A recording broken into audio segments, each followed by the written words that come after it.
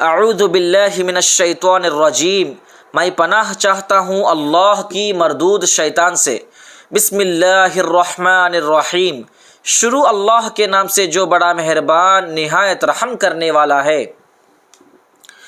وَإِذْ قُلْنَا لِلْمَلَائِكَةِ اسْجُدُوا لِآدَمَ فَسَجَدُوا إِلَّا إِبْلِيسَ أَبَى وَاسْتَكْبَرَ وَكَانَ مِنَ الْكَافِرِينَ۔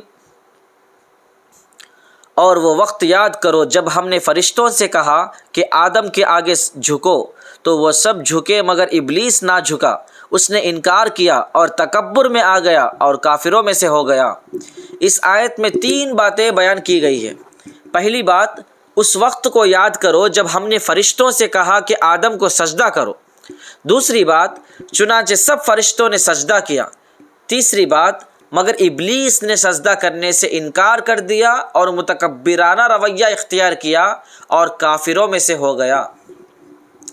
میرے محترم بھائیوں بہنوں، مفسرین نے ایک روایت یہ نقل کی ہے کہ حضرت آدم علیہ السلام کا ابھی جسد خاکی ہی تیار ہوا تھا اور ابھی روح اس میں نہیں پڑی تھی کہ ادھر سے ابلیس کا گزر فرشتوں کی ایک جماعت کے ساتھ ہوا۔ ابلیس نے فرشتوں سے پوچھا کہ یہ نئی مخلوق اگر ہم سب پر حاکم بنا دی گئی تو کیا کرو گے؟ فرشتوں نے کہا کہ جان و دل سے اس کی اطاعت کریں گے، اور کیا کریں گے؟ اس پر ابلیس نے اپنے دل میں کہا کہ مجھ سے تو اطاعت نہ ہوگی، میں تو خود ہی اس پر غلبہ حاصل کروں گا۔ ایک قابل غور نقطہ یہاں ذہن میں رہے کہ سجدہ سے مراد یہاں وہ سجدہ اصطلاحی شرعی و فقہی نہیں ہے، بلکہ تواضع و تذلل مراد ہے۔ یہاں سجدے سے مراد زمین پر پیشانی رکھنا نہیں ہے، بلکہ صرف جھکنا مراد ہے۔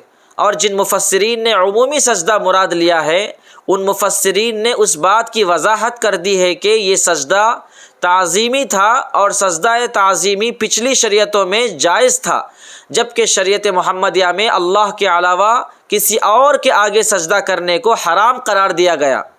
اور حضرت آدم علیہ السلام کا سجدہ کرنے سے مقصد ان کا اعزاز و اکرام تھا۔ ابلیس جنات میں سے تھا، جیسے کہ سورہ کہف میں موجود ہے، کان من الجن، وہ فرشتوں میں سے نہیں تھا، جیسے کہ خود ابلیس نے اس بات کا اعتراف کیا ہے، خلقتنی من نار، تو نے مجھے آگ سے پیدا کیا ہے۔ اگر فرشتہ ہوتا تو یوں کہتا کہ تو نے مجھے نور سے پیدا کیا ہے۔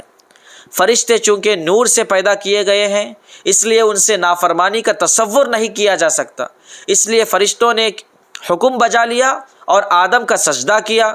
اور ابلیس چونکہ آگ سے پیدا کیا گیا ہے، اس لیے اس میں فطری طور پر غرور و گھمنڈ اور سرکشی و نافرمانی کا جذبہ تھا، اس لیے اس نے سجدہ نہ کیا۔ ابلیس اگر اپنی حیثیت کو نہ دیکھتا اور رب کے حکم پر نگاہ رکھتا تو آج وہ بارگاہ الہی کا مقرب و محبوب ہوتا۔ ابلیس کے غرور و گھمنڈ نے اس کو ہمیشہ کے لیے راندہ بارگاہ الہی بنا دیا، اور ساری انسانیت کو اس واقعے سے سبق ملا کہ جو کوئی حکم ربانی کے آگے سر خم تسلیم کرتا ہے وہ رب ذوالجلال کا محبوب و مقرب بن جاتا ہے، اور جو کوئی اس کے سامنے غرور کی چادر اوڑھ لیتا ہے وہ ہمیشہ کے لیے ذلیل و خوار ہو جاتا ہے۔ یہاں ایک طالب علمانہ سوال یہ پیدا ہوتا ہے کہ اللہ تعالیٰ نے فرشتوں کو سجدہ کا حکم دیا تھا، اور ابلیس فرشتوں کسی مخلوق نہیں ہے، تو پھر کیوں ابلیس راندہ بارگاہ الہی ہو گیا؟ اس کا ایک جواب تو یہ ہے کہ چونکہ ابلیس فرشتوں کے ساتھ رہتا تھا، اس لیے وہ اس حکم سجدہ میں خود بخود داخل ہو گیا۔ اور دوسرا جواب یہ ہے کہ خود قرآن مجید کی اس آیت میں یہ ثابت ہوتا ہے کہ اللہ تعالیٰ نے ابلیس کو بھی سجدہ کا حکم دیا تھا۔